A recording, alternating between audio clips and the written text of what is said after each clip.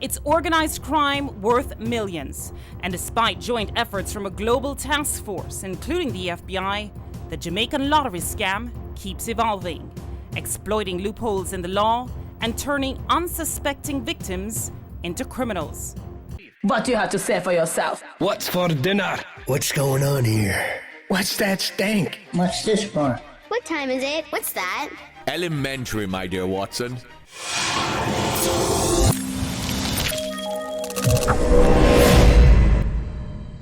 Welcome to Watson's World. I'm Kevin Watson, the exculpated detective's eye. In my world, every day is a case to crack and a new perspective waiting to unfold. Join me on this wild ride as we unravel mysteries, explore life's quirks, and see the world through my unique lens. So fasten your seatbelts, because in Watson's world, the crime scene may be an intriguing puzzle, but the adventure is dead serious. Now let's zoom in on the quiet town of Santa Ana, California. Here, a woman named Heidi Muth, who everyone thought was just a regular widow, has suddenly disappeared. And the shocking part, her story gets tangled up with a dangerous scam from Jamaica, where lies and threats are the norm. All right, everyone, pull up a chair and grab that popcorn, because the tale I'm about to unfold might just knock those socks off. Heidi Muth, a lively 68-year-old from Santa Ana. This lovely lady spent 37 years, yes, 37, schooling California's brightest on history's highs and lows. But wait, there's more to Miss Muth than textbooks and lesson plans. Every winter, Heidi played Secret Santa, crafting holiday wreaths and leaving them at your doorstep, turning the whole neighborhood into a winter wonderland.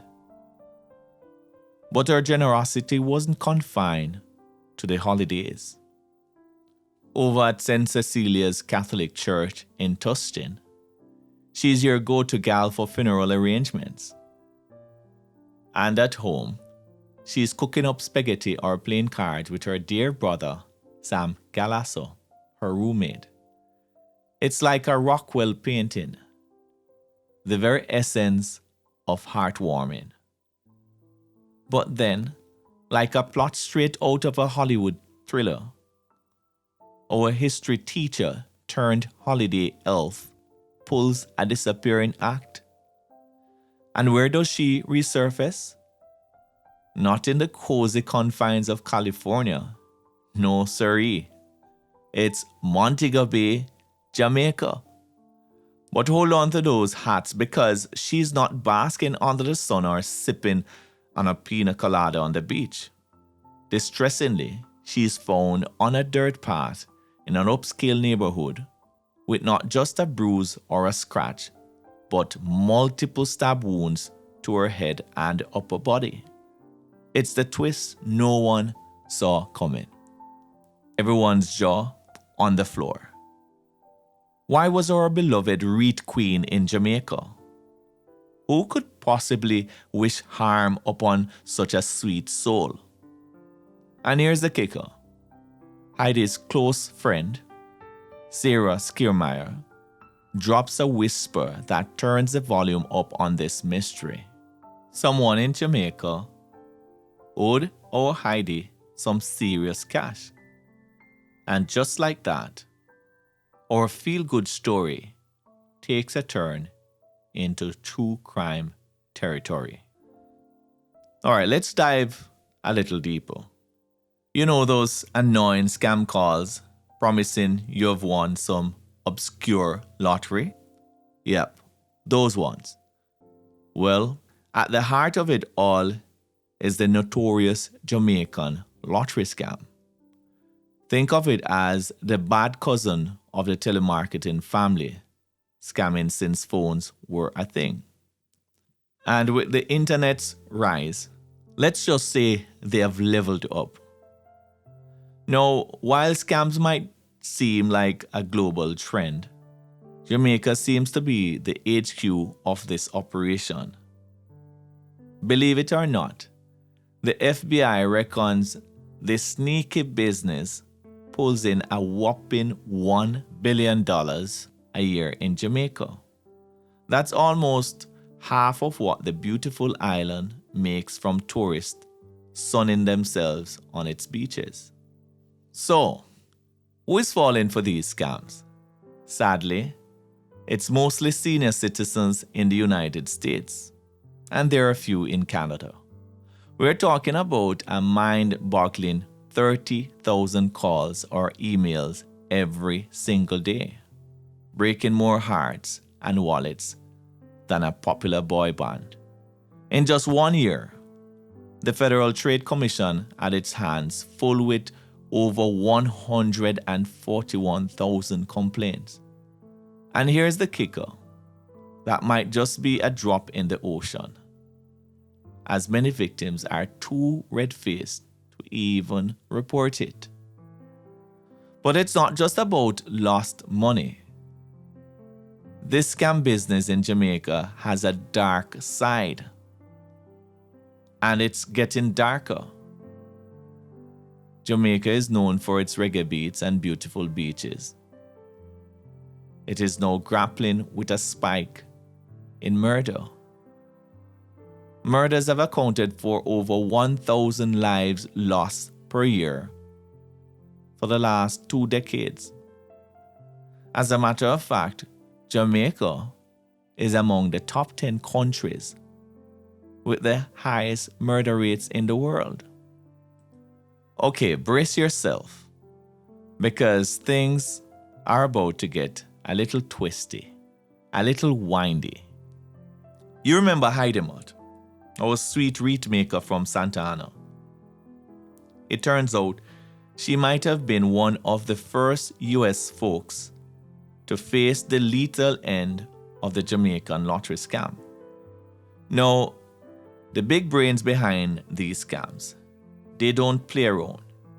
If there's a threat to their shady business, they'll go to dark lengths, even if it means silencing someone.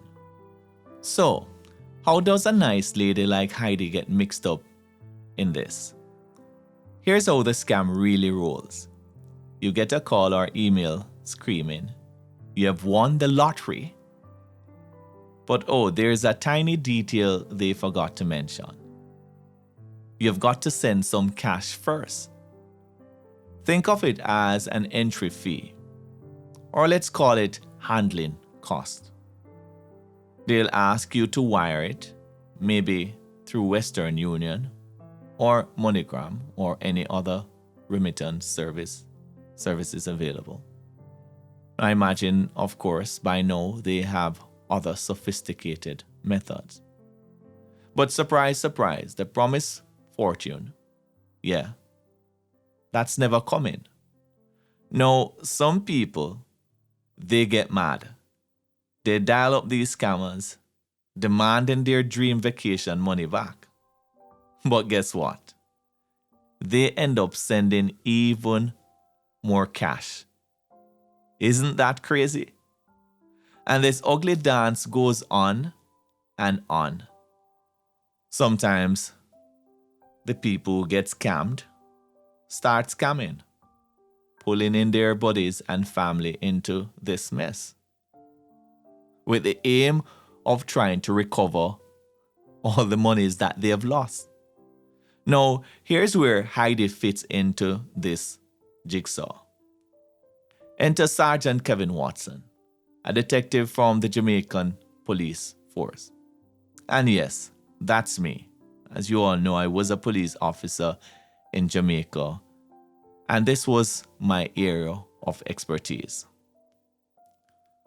With experience in over 600 lottery scam cases, I've seen my share of deception. I've also witnessed the tragic aftermath of these scams.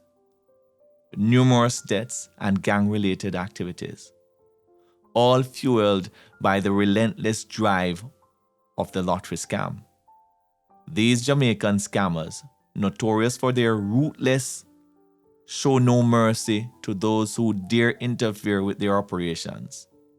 I suspect that Heidi might have been unwittingly ensnared in this intricate scam. An interesting note: back in 2012, Heidi wasn't too forthcoming with the police. I've come to believe she might have served as a middleman, funneling money from US victims directly to those Jamaican fraudsters. Quite the unexpected turn in our tale, isn't it? During my tenure focusing on cybercrimes, I've been at the forefront intercepting many elderly individuals at the airport. These vulnerable souls, often lured to our shores with the promise of collecting a grand prize, are all too often the unsuspecting victims of these treacherous schemes. Thankfully, in each of these instances, I have collaborated closely with our US law enforcement counterpart. Together, we have ensured that these individuals are safely put back on a return flight, sparing them from potential harm and further deceit. It's a dark underbelly of crime, where the pursuit of quick riches preys upon the trusting and the vulnerable. Now, here's a curveball for you. Just because you're a money mule doesn't mean you're in on the scam. Now, for those of you who don't know what a money mule is, these are persons who probably were scammed by the scammer at some point, and in an effort to recover what they've lost, they allow themselves to be engaged by the scammer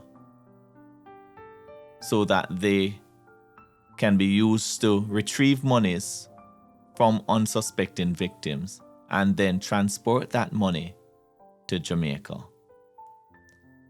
Sometimes these mules are victims too, roped into this risky gig because someone's threatening them or their families. Now, these scammers, they're like creepy internet stalkers. They know way too much about the people they're calling, making it super easy to scare them into submission. These scammers, once they get a hold of your address and so on, they use Google Maps to tell you about your surroundings, to make it seem as if they know exactly where you live from hundreds of miles away in Jamaica. So let's chew on this.